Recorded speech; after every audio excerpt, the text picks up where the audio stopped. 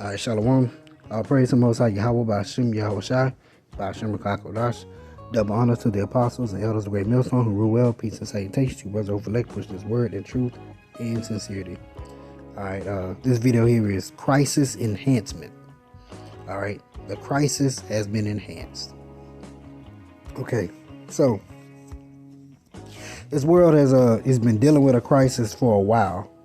Or shoot, I shouldn't say a crisis, multiple crises or crises for a while, but it just been covered up. But now we're seeing what's really going on. We're seeing the result of all the bad decisions and the bad leaderships. Okay, so if you look on this picture here, you see this man. He got a real thin rope wrapped around this huge rock. Then you have this other guy on the opposite end who's attempting to push the rock or hold it back. That's what's going on here right now. Okay, you got the people that's trying to push the rock or hold it back or to maintain it or to keep it afloat. And then you also have the other side with the small rope wrapped around it, acting like they're really trying to help you, but they really not. All right, when the brunt of the crisis is going to fall on you. So when that big rock rolls downhill, it's going to basically smash those who are on the bottom of it trying to hold it up. All right. So that's the crisis that's going on here. And I have several articles pulled up just to kind of go into some of them. I'm not going to read all of it because I just want you to get the idea of the Lord has so many moving parts, so many things going on at one time. He's strategically taking down so many different parts. Okay. So, let's see. First, actually, I want to get this season. Let's see. I want to get the definition of crisis because I never looked it up.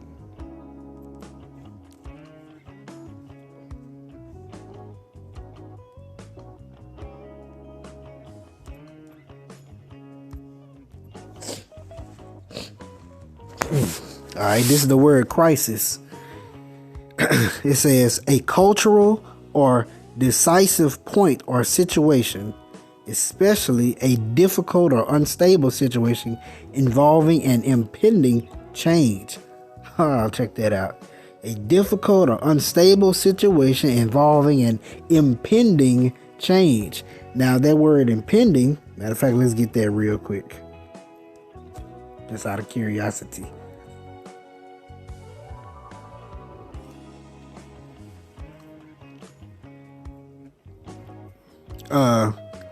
Of an event regarded as threatening or significant about to happen forthcoming. Okay, impending basically means that it's going to happen, occurring or likely to occur soon. Okay, so this kingdom or this rulership is impending. It's an impending change, meaning that change is likely to, Salakia, not likely, that change is going to occur soon. What change is that? Let's grab this here.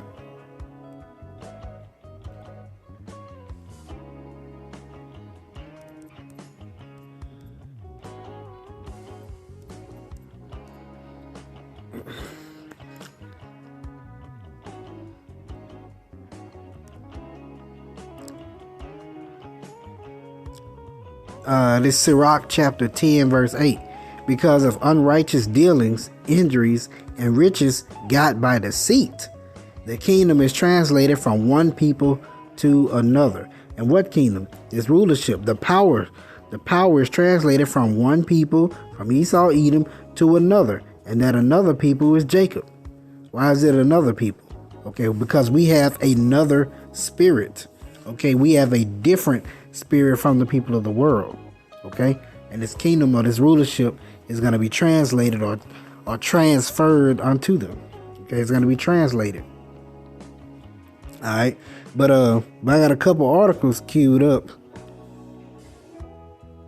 just to kind of go into the crisis. Okay, there's many things happening, and I'm only just going to name a few.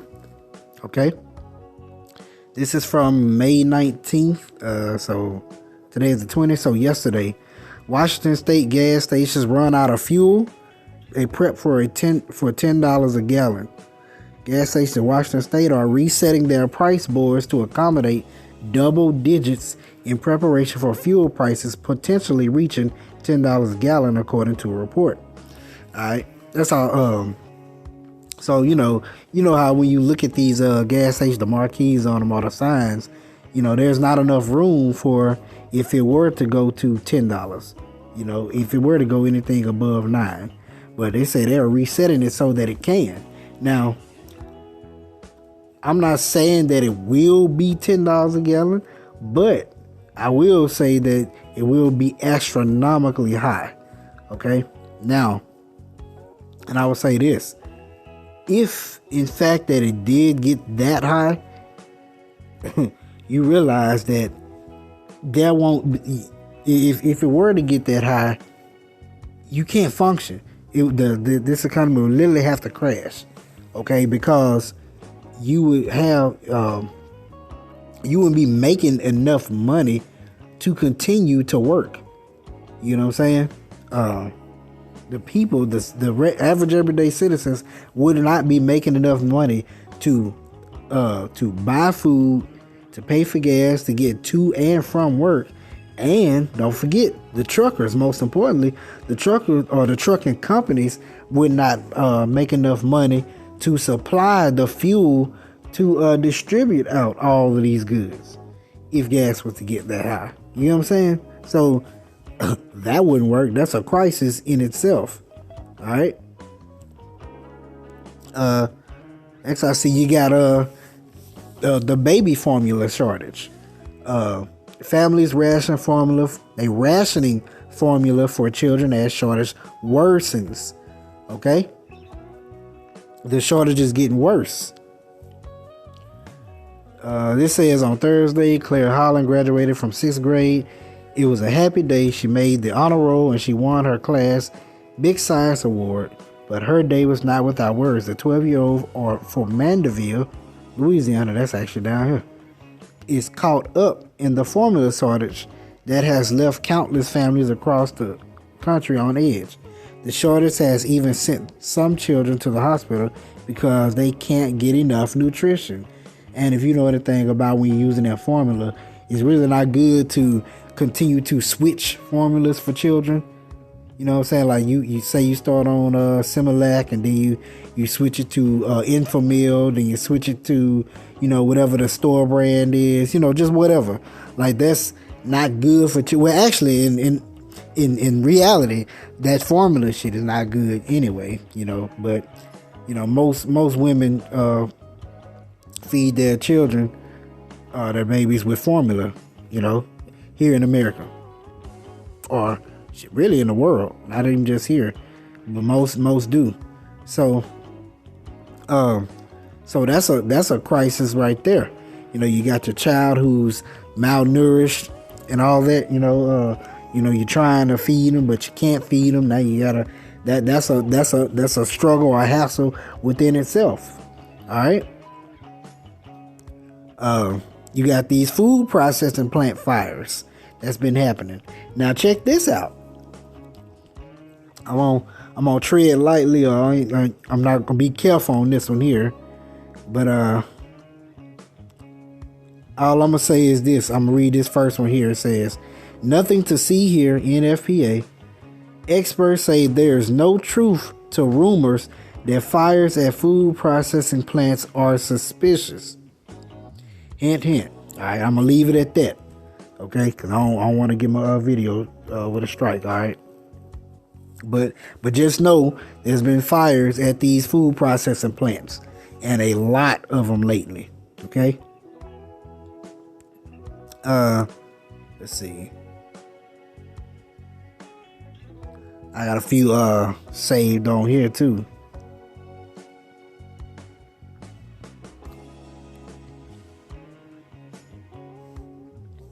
This one says China warns of dangerous situation developing ahead of Biden Asian trip. Okay, and I'm gonna read first few paragraphs here, just to kind of get the main point of it. It says China warned the U.S. that President Biden's visit to East Asia this week could put their relations in serious jeopardy. Does not the scripture say that the beast shall hate the whore? Okay, these other nations are going to turn on this place here. Okay, and it's doing everything possible to make enemies out of those. It's like they're already enemies, but they're doing everything possible to prick them even more, to agitate them. Okay, and it could put their relations in serious jeopardy if officials play the Taiwan card during the trip. In a phone call with National Security Advisor Jake Sullivan, China's top diplomat Yang Jiechi warned the U.S. against speaking out on the independent sovereignty of Taiwan, meaning stay your ass at home, keep your nose in your own business. Okay? Stay out of what they got going on. A self-ruling democratic island in the Indo-Pacific that China claims is historically part of the mainland and should be under Beijing's control. If the U.S. side persists in playing the Taiwan card and goes further down the wrong path, it will surely put the situation in serious jeopardy, Jane Chi said. We urge the U.S. side to get a clear understanding of the situation, strictly honor its commitments, and abide by the one China principle.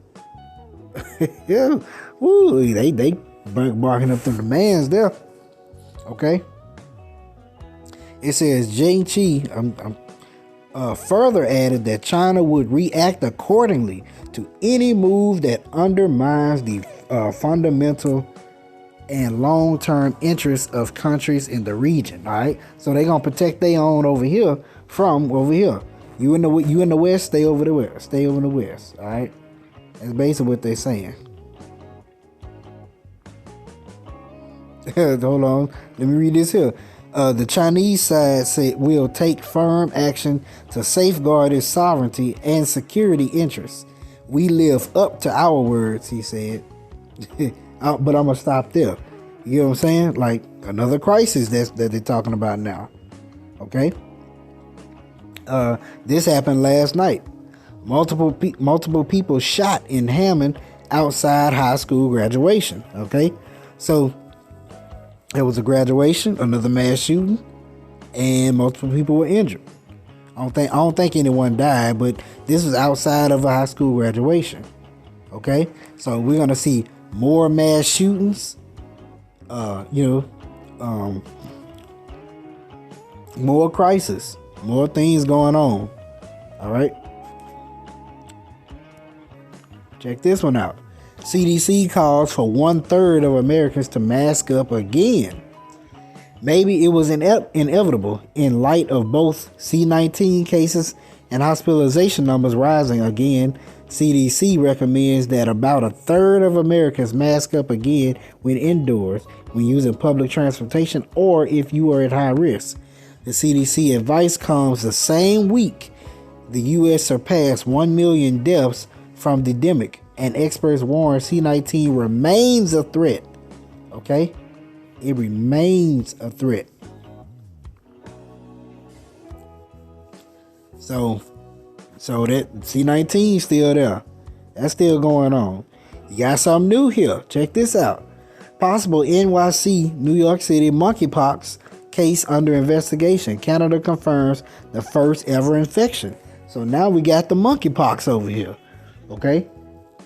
That you got to watch out for.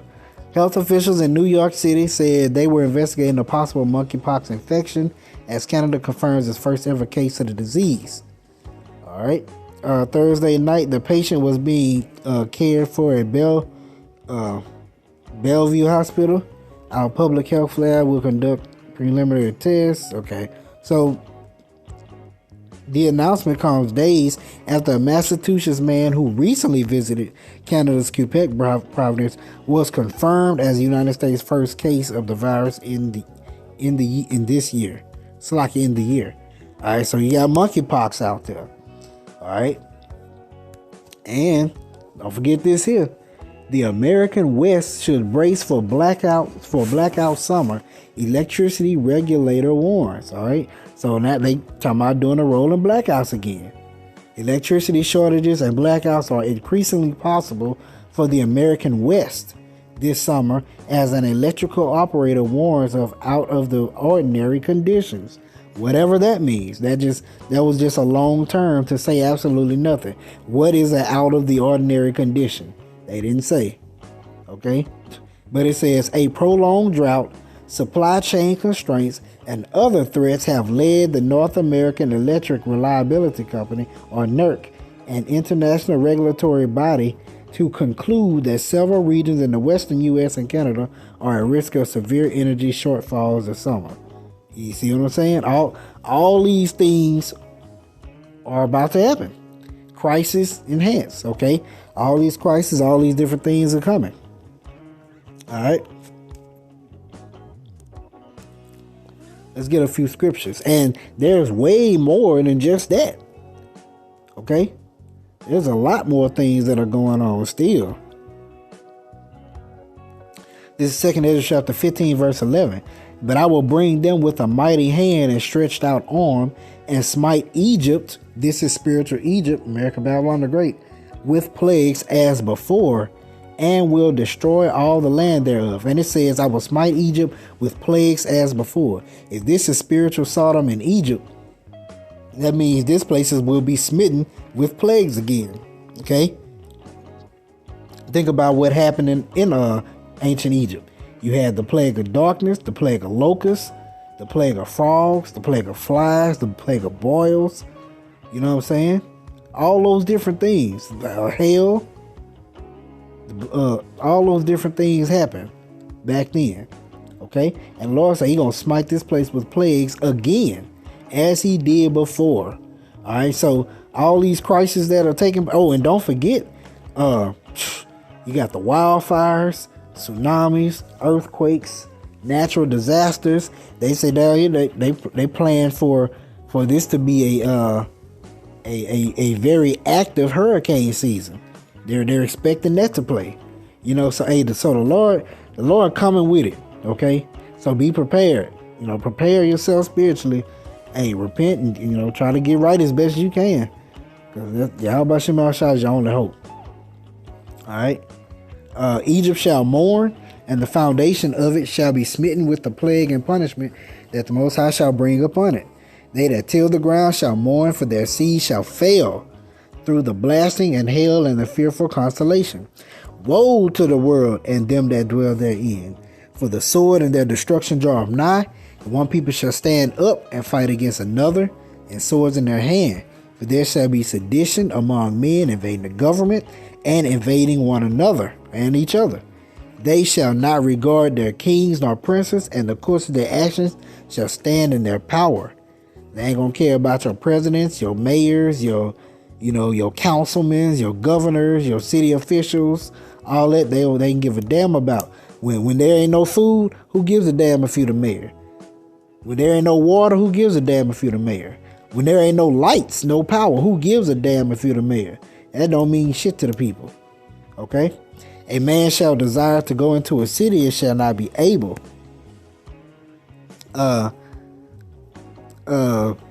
Because of their pride, the city shall be troubled. Houses shall be destroyed, and men shall be afraid. A man shall have no pity upon his neighbor, but shall destroy their houses with the sword and spoil their goods. They're going to take their shit because of the lack of bread and for great tribulation. Okay? Great tribulation.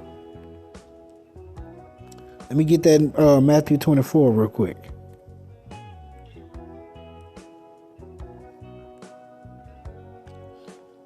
Matthew 24:12. And because this is where they're going to be spoiling your goods and stealing your stuff, sedition, fighting each other, all this stuff. Matthew 24:12. And because iniquity shall abound, the love of many shall wax cold. All right, they're going to get colder and colder. They're not going to give a damn about the next man. It's all about me. I got to get myself. All right. I'm going to go up to verse 6. Matthew 24:6. And ye shall hear of wars and rumors of wars. See that ye be not troubled, for all these things must come to pass, but the end is not yet. For nation shall rise against nation, and kingdom against kingdom, and there shall be famines. They talk about food shortages, formula shortages, okay, famines and pestilences. You got the C-19, you got the monkeypox, you got all these different things out here, and it's gonna get worse. And earthquakes, shoot, we know earthquakes in diverse places. We got earthquakes in places that ain't known for getting earthquakes. All these are the beginning of sorrows. Okay, this is just the start. This is just the beginning. Okay. Second Ezra chapter 9. He answered me then and said, measure thou the time diligently in itself, and when thou seest part of the signs past, which I have told thee before, then shalt thou understand that it is the very same time wherein the highest will begin to visit the world which he made. Why do we confidently say, hey, we can tell that the Lord is near? You know, the day of the Lord, you know, if Yahweh Shai is coming in the chariots, our kingdom is near. We can tell. It's very near. It's nearer than what we believe. You know, we can feel it. How do we know? Because of the signs of what's going on in the world. Okay, we're measuring the time. And how are we measuring the time diligently? Because we're constantly reading the scriptures, constantly studying, constantly watching the news, constantly keeping a watchful eye, constantly being a watchman. Okay, you can't be a watchman if you ain't watching. That's how you measure the time. We take the things that are occurring in the world right now, and we correlate them, filter them through the scriptures. Okay, this is happening. This is happening. This is happening. When you see this happen, you know that this time near. You know the MOT to the B is near. Okay, digital currency is on the horizon. Okay, they move a lot more to cashless. I mean, it's all these things are happening. Okay. Therefore, when there shall be seen earthquakes and uproars of the people in the world, then shalt thou understand that it's the most High spake of those things from the days that were before thee, even from the beginning. All right. I think that's all I want to get out of this chapter here. Yeah. But yeah, we can tell through simple measurement of the times, based on what's happening in the earth or in the world. Hey, that time is near. The crisis or the crises has been enhanced. All right. So call on Yahweh Shem Al Shai by Shem Kakwadash. Hope you edified. Shalom.